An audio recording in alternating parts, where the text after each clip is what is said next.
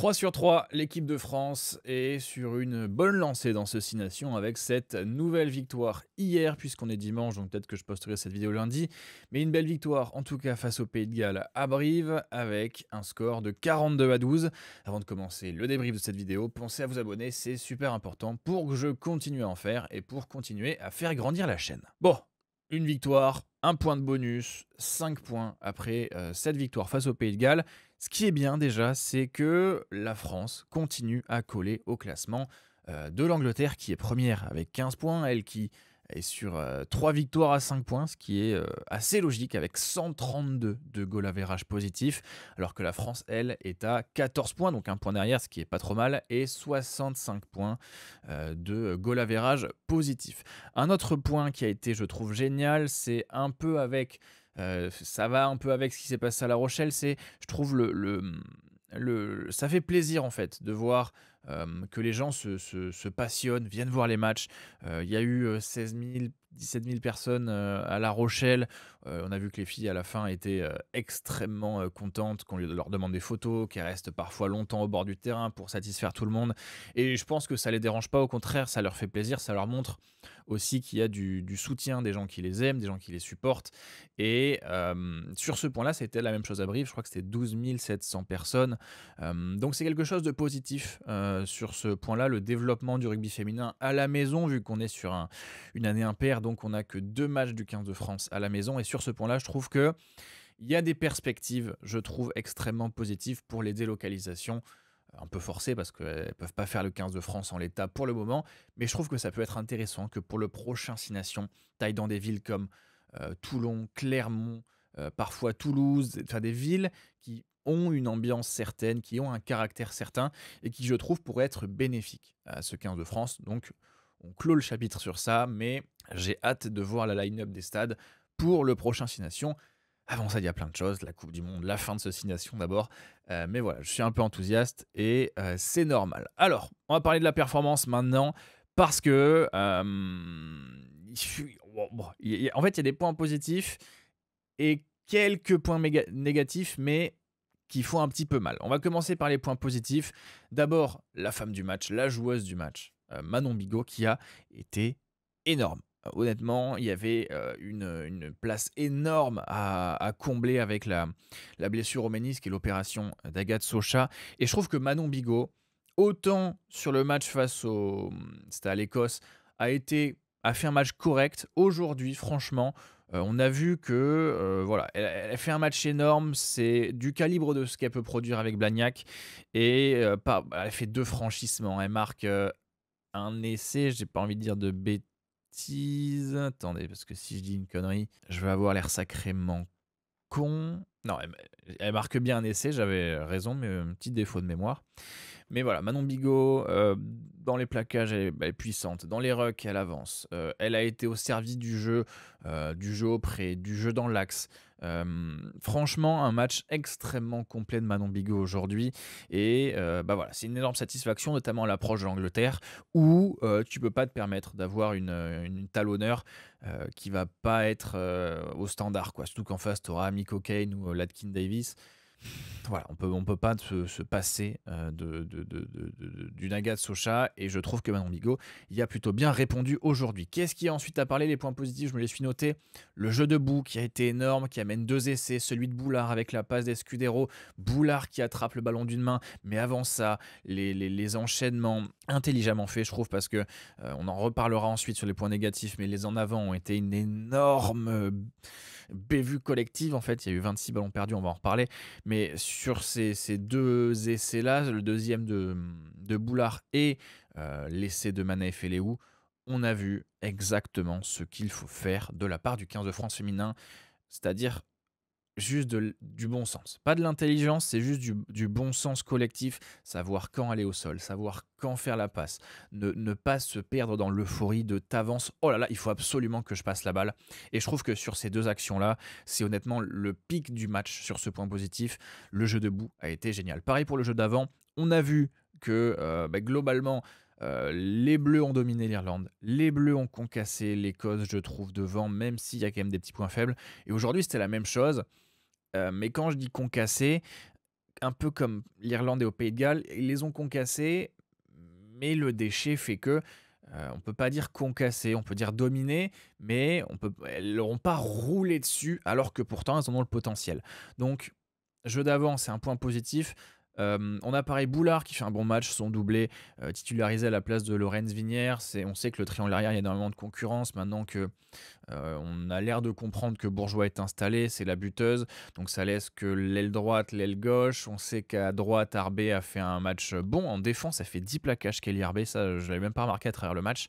Mais on a aussi à gauche Lorenz Vinière ou Boulard ou Marine Ménager. On sait qu'il y a Johanna Grisé derrière, donc ce triangle arrière va être extrêmement intéressant à regarder, et Boulard a peut-être placé ses pions pour les 2 derniers matchs, à voir ce que ça va donner. Ensuite, la deuxième ligne aussi, c'est un point positif, en plus de de Marine Ménager.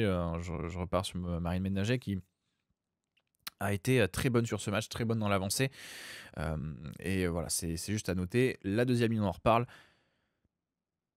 Bah, en fait, c'est dans la lignée de ce qu'elles font depuis peut-être 2 ans, sauf que là, ça fait quand même 3 matchs qu'elles montent en puissance, Manae Feleou et Madou Soufal Raclo.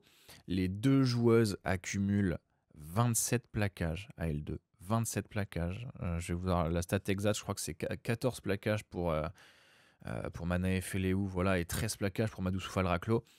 Manae Feleou et Madou Soufal Raclo, en plus d'être de très bonnes défenseuses, elles sont aussi très très importantes dans le port du ballon. En plus de Théani Feleou et en plus de Charlotte Escudero, on a la 4 joueuses, même si Escudero est peut-être un peu moins en vue, ballon en main, 3 joueuses qui sont extrêmement importantes, et dans de ce qu'on a parlé tout à l'heure, le jeu dans l'axe, et on l'a encore vu aujourd'hui avec du coup Madou Soufal Raclo très présente dans les 2 essais dont on a parlé tout à l'heure, le deuxième de Boulard et celui de Manae Feleou, et Manae Feleou donc qui marque un essai avec ce jeu dans l'axe très intelligent. Voilà, c'est un très très bon point positif cette deuxième ligne.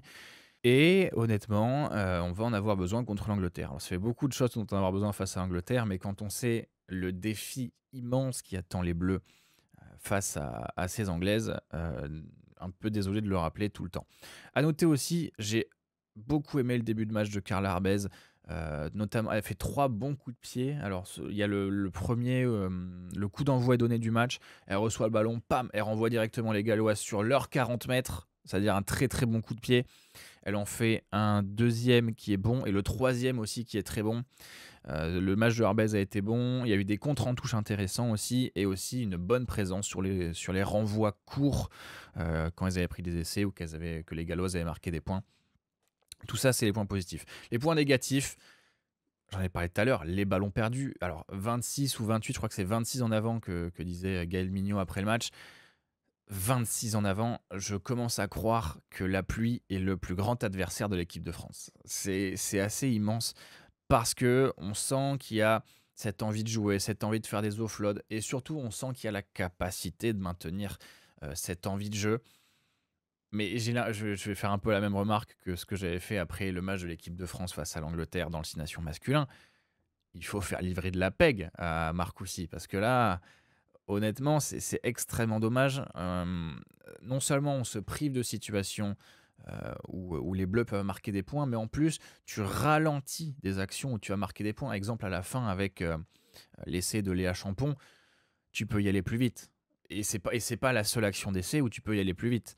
Mais il y a toujours ces petites bévues, ces petites en avant, ces petites erreurs qui ralentissent, tu perds des mètres, et du coup tu dois reconstruire, et tu dépenses plus d'énergie, et au final tu finis peut-être le match avec 10 ou 15% de plus de fatigue. Alors on se dit que c'est pas important, mais quand on sait que tu fais un bloc de 3 matchs, que tu vas sur un déplacement en Italie, et qu'après tu vas à Twickenham te friter la gueule avec les Anglaises, c'est important ces choses-là. Et c'est dommage que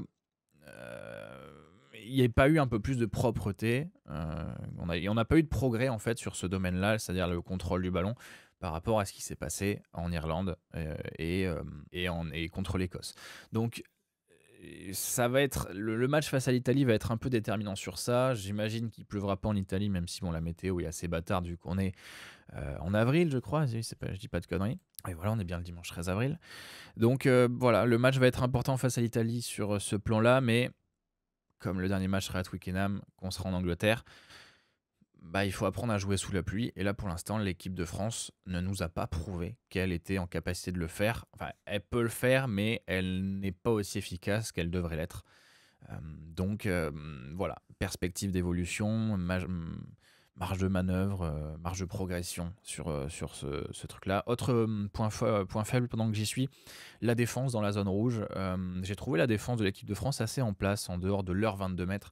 Mais une fois que tu passes cette ligne, que tu es dans la zone rouge, que tu es dans les 22 mètres de l'équipe de France, bah, que ce soit la défense, je veux dire, de ligne, quand le Pays de Galles a le ballon, ou la défense peut-être de Moll, ou bah, les Galloises ont quand même. Alors, c'est une bonne équipe, les Galloises devant, mais elles ont quand même pas mal profité des Molles. Je crois que leurs 2 essais viennent indirectement ou directement de Moll. Il y a peut-être quelque chose à améliorer sur cette défense de Moll. Pareil sur la défense de ligne qui s'ensuit après les Molles, qui s'écroulent ou qui sont libérés. Assez, voilà, assez. Voilà. C'est pour ça que ce match est assez bizarre, parce que bah, en fait, les points négatifs, à mon sens, sont un peu trop importants pour vraiment passer mon débrief à souligner l'incroyable euh, profondeur de cette équipe.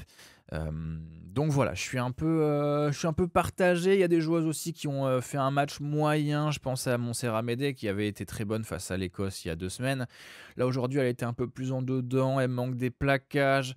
Alors, c'est elle qui fait la pré-passe décisive, si on peut appeler ça, vers Karl Arbès, qui fait ensuite son coup de pied par Boulard. Mais en dehors de ça, elle fait un match assez discret, Montserrat Médé, alors qu'on sait à quel point le 12 est important dans le système du 15 de France. Et quand on sait que Gabriel Vernier va revenir la semaine prochaine de sa suspension, il va y avoir un choix à faire. Et je pense que Montserrat Médé est malheureusement pas favorite pour avoir le numéro 12 dans le dos. Une fois venu l'Italie et l'Angleterre. Okemba aussi, qui fait un match assez discret. Et alors, il y a un truc qui m'avait intéressé dans le débrief de Simon Valzer, qui est journaliste au Middle, qui suit l'équipe de France. Lui, il analysait, il disait que Okemba était mal utilisé dans le système de jeu. Et je suis assez d'accord avec lui sur ce point-là. C'est pour ça que je vous partage ça. On a quand même des joueuses comme Madou Soufal, comme Mana Efeleou, comme Escudero, comme Théani Feleou, qui savent aller chercher ces rucks et qui savent alimenter autour des rucks. Et ça se pose la question de, est-ce que Sérafine Okemba est vraiment utile dans ce système de jeu autour des rucks? C'est-à-dire en tant que vraie troisième ligne. Est-ce qu'il ne faudrait pas en faire une joueuse un peu libéraux, pour reprendre l'expression du volley, c'est-à-dire une joueuse qui n'a pas vraiment de tâches ciblées comme les autres avant? C'est la question qui se pose quand on voit d'abord son match face à l'Irlande, qui avait été bon mais assez discret. Elle fait un très bon match face à l'Écosse. Elle marque un essai quand elle est sur l'extérieur et dans le cours des 5 mètres, elle marque un essai comme ça. Et je pense que c'est à ce sens-là que Simon parlait d'Okemba, de l'utilisation d'Okemba en fait. C'est-à-dire qu'avec le Sevens, on sait qu'elle a une capacité à battre les 1 contre 1 qui est assez exceptionnelle, et la voir en fait entre guillemets, gâcher sur le travail d'avant, le travail de Sap, ça pose la question de son utilisation. Voilà, c'est tout ce qu'il y a à dire sur ce match. Il va y avoir un tournant, je pense, sur la compo qu'il va y avoir contre l'Italie. Pourquoi? Parce que c'est le dernier match, parce que je pense que ça va être la grande répétition, que l'Italie n'est pas exceptionnelle, mais que c'est une grande répétition pour le déplacement, c'est-à-dire que tu seras aussi en déplacement à Twickenham après avoir été en Italie. Donc je pense une grande répétition, et je pense que, sauf blessure, sauf suspension, sauf conneries, etc., la compo de l'Italie sera la même que contre l'Angleterre. Donc c'est pour ça qu'elle va être intéressant à regarder et à analyser. Mais la France est déjà à 1 point derrière l'Angleterre. Il ne faut pas perdre cet écart, honnêtement, et il faudra aller chercher ce bonus en Italie, parce que l'Italie n'est pas exceptionnelle sur ce 6 nations, et ce serait dommage de repartir avec seulement 4 points comme en Irlande, même si en Irlande c'est peut-être un peu plus compréhensif, tant les Irlandaises ont été bonnes. Voilà, on regardera la compo en stream jeudi soir normalement. Donc voilà, pensez à vous abonner, merci de regarder la vidéo, et voilà, donnez-moi votre avis en commentaire, donnez-moi vos avis si vous avez des avis différents par rapport à ce que j'ai dit. On en parle. on en débrief. Et bonne journée à tous.